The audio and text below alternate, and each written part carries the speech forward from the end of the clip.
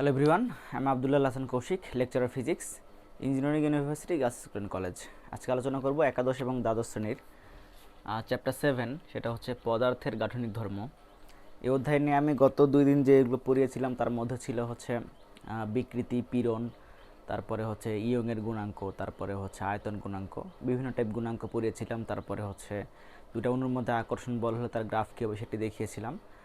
তারপরে বস্তু যে ইলাস্টিক প্রপার্টি বা স্থিতিস্থাপকতা বৈশিষ্ট্য সেটি আলোচনা করেছিলাম। আজকে আমরা কিছু ম্যাথমেটিক্যাল প্রবলেম সলভ করব। তার আগে হচ্ছে আরেকটা জিনিস রিকল করে আসি। নর্মালি ইয়ংয়ের গুণাঙ্ক আমরা একটু আরেকবার দেখে আসবো।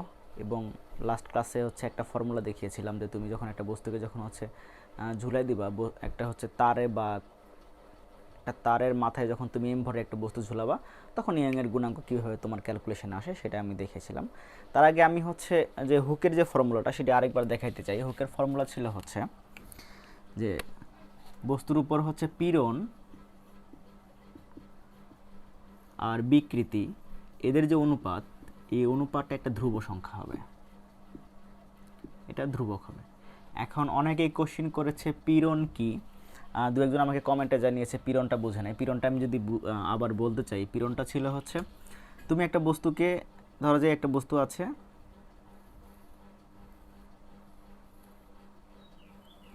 তুমি এই অংশের ক্ষেত্রফল হচ্ছে এ, মানে বস্তুর হচ্ছে প্রস্থচ্ছেদের ক্ষেত্রফল এ। তুমি যখন বস্তুকে একটা বল দিবা এইদিকে, তখন কি হবে, বস্তুটা এই জায়গা থেকে একটু বেড়ে সে একটু তার একটু বিকৃতি হবে। যে তোমার আগে ছিল তোমার হচ্ছে এল দৈর্ঘ্য ছিল তোমার, এখন হয়ে যাবে হচ্ছে এল প্রাইম। তো এই যে আমি হচ্ছে একক ক্ষেত্রফল, এখন আমি এই বলটা প্রয়োগ করেছিলাম সম্পূর্ণ এই ক্ষেত্রফলের উপরে। তাহলে আমি দেখতে চাই একক ক্ষেত্রফলের উপরে কি পরিমাণ বল লাভ করবে। তাহলে আমি কিভাবে বের করব, এ ক্ষেত্রফলের উপরে বল, এ ক্ষেত্রফলের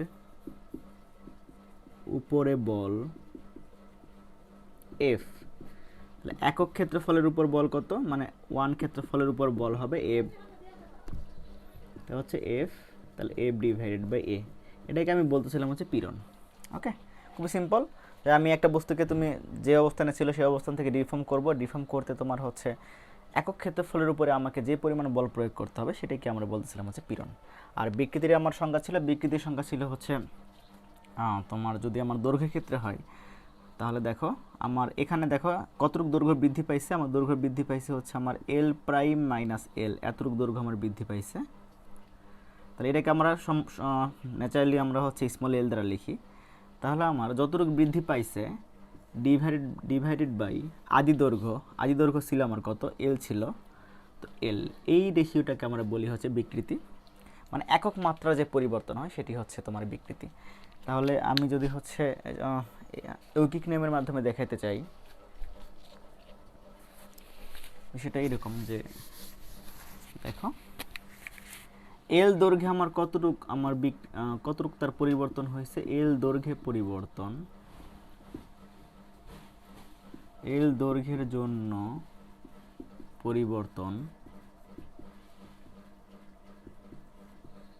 স্মল এল। তাহলে একক দৈর্ঘ্যের জন্য কতটুকু পরিবর্তন হবে, এল বাই এল। এটা ছিল দৈর্ঘ্যের ক্ষেত্রে।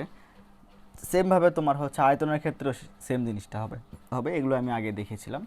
তো এখন দৈর্ঘ্যের ক্ষেত্রে যখন আমার হচ্ছে পীড়ন এবং বিকৃতি তার যে অনুপাতটা, যখন দৈর্ঘ্যের ক্ষেত্রে বলতে বোঝাচ্ছি, ধরো যে তোমার এই সেম জিনিসটা, তোমার একটা বস্তুর দৈর্ঘ্য তুমি নিলা, এল দৈর্ঘ্যের বস্তু নিলা, নেওয়ার পরে তার উপর তুমি এফ তাহলে বল প্রয়োগ করলা, আর এই এল বস্তুর তোমার হচ্ছে প্রস্থচ্ছেদের ক্ষেত্রফল হচ্ছে এ।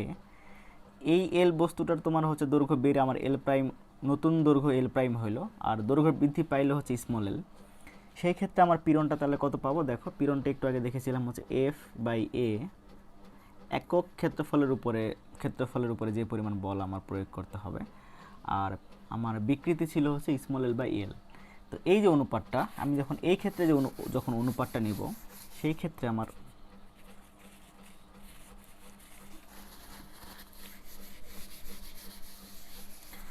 আমি যদি হচ্ছে এখানে মানগুলো বসাই দেই, এফ বাই এ নিচে হচ্ছে এল বাই এল, এটাকে বলবো হচ্ছে আমি ইয়ংয়ের গুণাঙ্ক। ইয়ং এর গুণাঙ্কটা হচ্ছে একটা ধ্রুব সংখ্যা। এই ধ্রুব সংখ্যাটা শুধু কার জন্য প্রযোজ্য?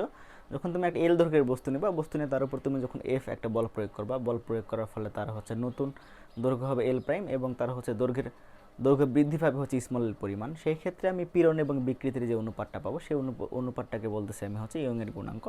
তাহলে এটাকে যদি তুমি হচ্ছে একটু সাজাই লেখো, তাহলে কিভাবে লিখতে পারবা? সেটা লিখতে পারবা হচ্ছে ওয়াই ইকুয়াল, এই দেখো এই স্মল এলটা উপরে চলে যাবে আর এটা নিচে নিচে চলে আসবে, তাহলে পাবো হচ্ছে এফ ইন্টু এল বাই হচ্ছে এ ইন্টু স্মল এল। ওকে, সিম্পল। এটা ছিল আমার ইয়ং এর গুণাঙ্কের ফর্মুলা।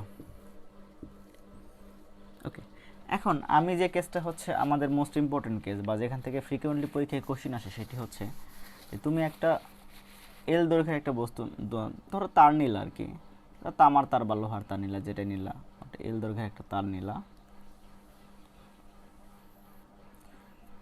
তাহলে এর উপর এর মাথায় তুমি একটা স্মল এম ভরের একটি বস্তু তুমি ঝুলাই দিলা। ঝুলাই দিলে কি হবে? এই বস্তুটার নিচে নেমে চলে আসবে। মানে কেন নিচে নেমে চলে আসবে? তাহলে যেহেতু ভর এম, তাহলে এমজি পরিমাণ বল নিচের দিকেও সে লাভ করবে, কারণ পৃথিবী তাকে এমজি পরিমাণ বল দ্বারা টানবে।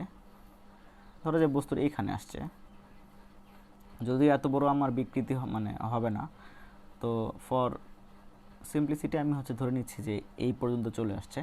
তাহলে এটা তার হচ্ছে এমজি পরিমাণ বল তার নিচের দিকে হচ্ছে কাজ করছে। তাহলে আগে ছিল এল, তাহলে আমার এই যে এত, আচ্ছা নাম দেই ও, এই বিন্দুর নাম হচ্ছে এ, এটার নাম হচ্ছে সি। তাহলে দেখো আমার কতটুকু দৈর্ঘ্য বৃদ্ধি হয়েছে?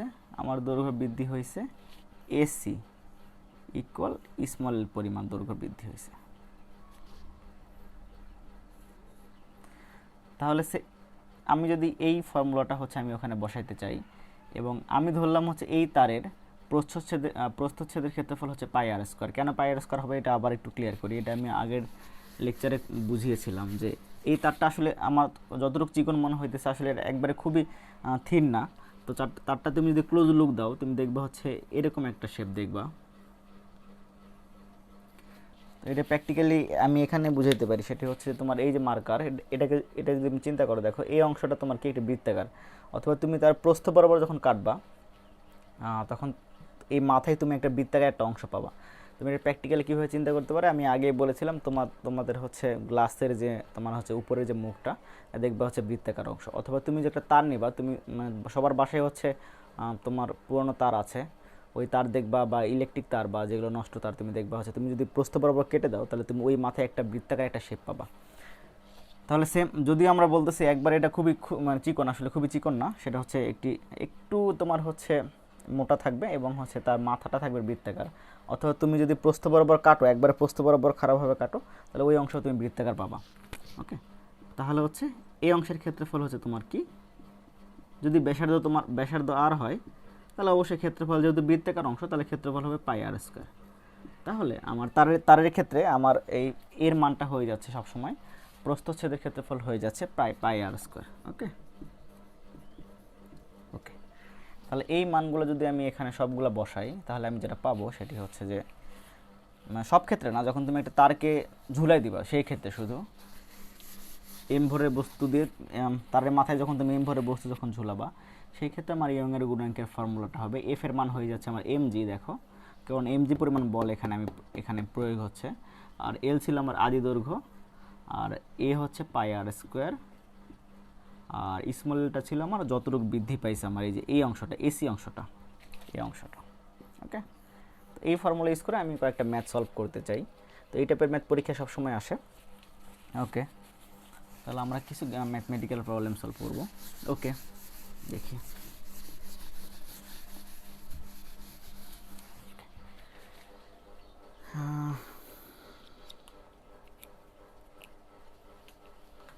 ওকে, প্রথম প্রবলেমটা হচ্ছে যে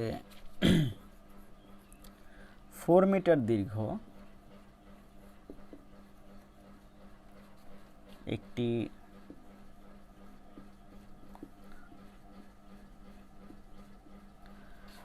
তামার এক প্রান্তে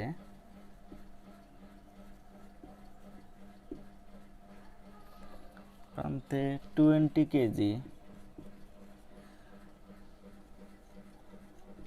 ভর চাপালে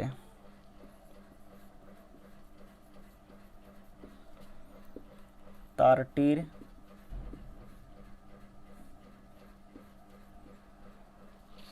দৈর্ঘ্য 6 মিটার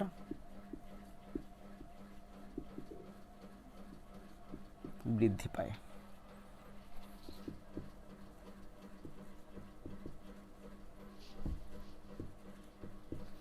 তারের ব্যাসার্ধ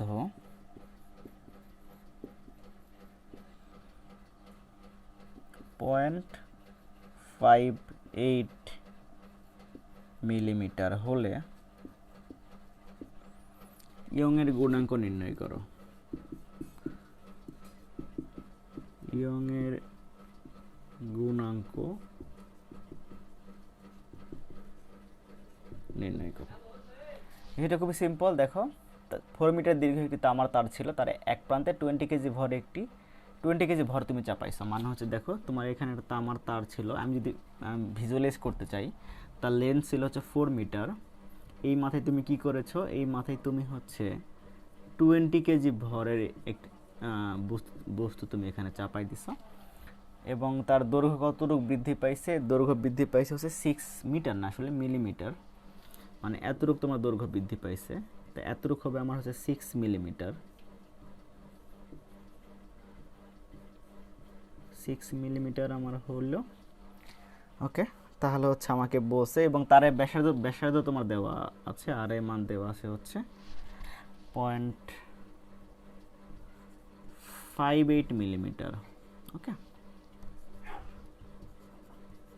ওকে, আমাকে ইয়ংয়ের গুণাঙ্ক বের করতে বলছে। তো ইয়ংয়ের গুণাঙ্কের ফর্মুলা আমি কি জানি? আমার অ্যাকচুয়াল ফর্মুলা ছিল Y equal F L, capital L নিচে এ ইন্টু স্মল এল। দেখো তাহলে এফ এর মানটা আমি কি বসাতে পারি? যেহেতু আমি বস্তুকে ঝুলাই দিছি, তাহলে হচ্ছে এম জি এল ইন্টু এ মানে আমার হবে পাই আর স্কোয়ার, একটু আগে যে ফর্মুলা দেখালাম, ইন্টু স্মল এল।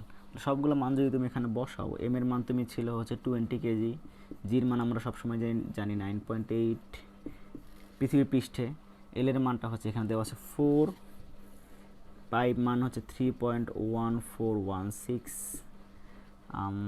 আর এর মান তোমার দেওয়া আছে 0.58 মিলিমিটার। তুমি অবশ্যই এটাকে মিটারে কনভার্ট করবা, মিলিমিটারে রাখবা না। 0.58 ইন্টু 10⁻³ তার উপর স্কোয়ার, আর এল এর মানটাও তুমি সবসময় নিয়ে যাবা মিটারে। তোমার দেওয়া আছে 6 মিলিমিটার, তাহলে হবে যে 6 ইন্টু 10⁻³ তাহলে তুমি সিম্পল মানগুলো এখানে বসাই দিবা।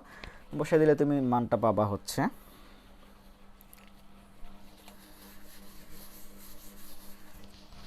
তুমি মানটা পাবা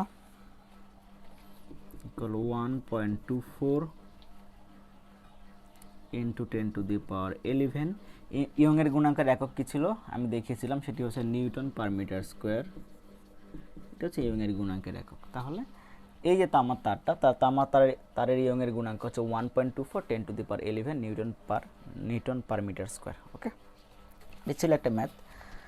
তো সেমভাবে তুমি আরেকটা ম্যাথ আমি যদি করতে চাই, সেটি হচ্ছে ওকে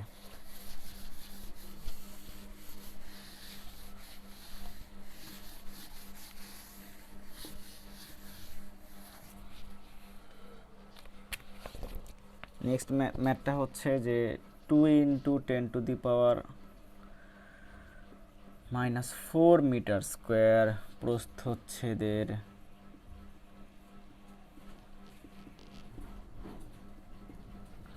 ক্ষেত্রফল বিশিষ্ট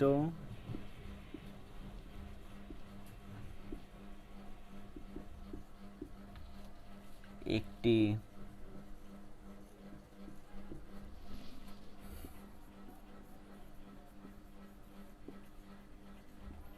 ইস্পাতের তারে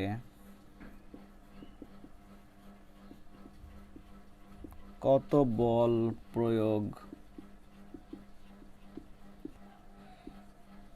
করলে এর দৈর্ঘ্য দ্বিগুণ হবে?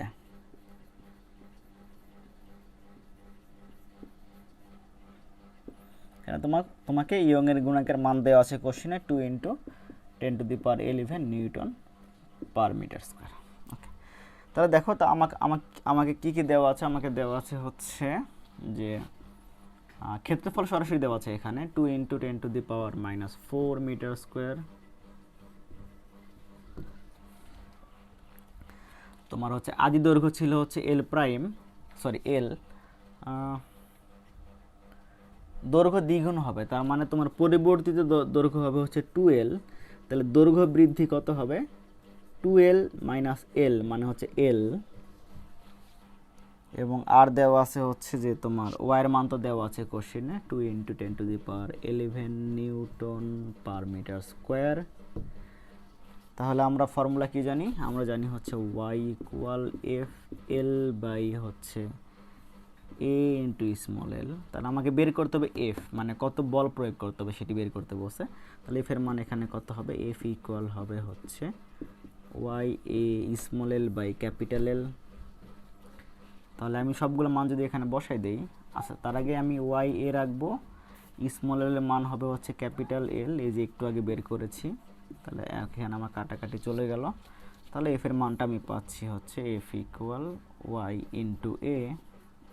এখন তুমি মানটা বসাই দাও 2 × 10⁻11 আর এর মান ছিল হচ্ছে 2 × 10⁻⁻4।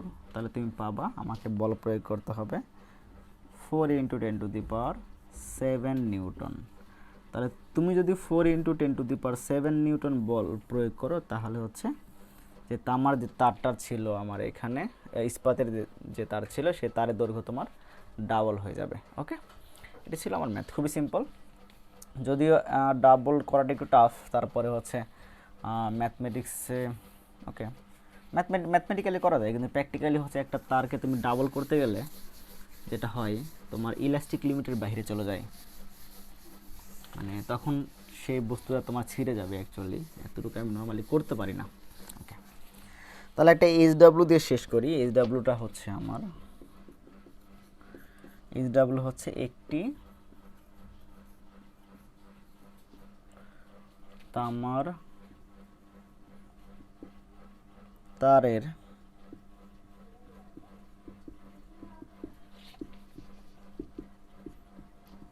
ইয়ংয়ের গুণাঙ্ক 2 × 10⁻11 নিউটন পার মিটার স্কোয়ার। তারটির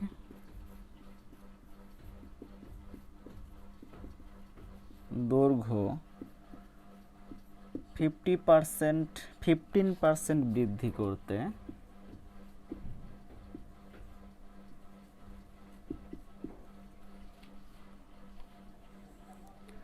প্রযুক্ত পীড়ন কত?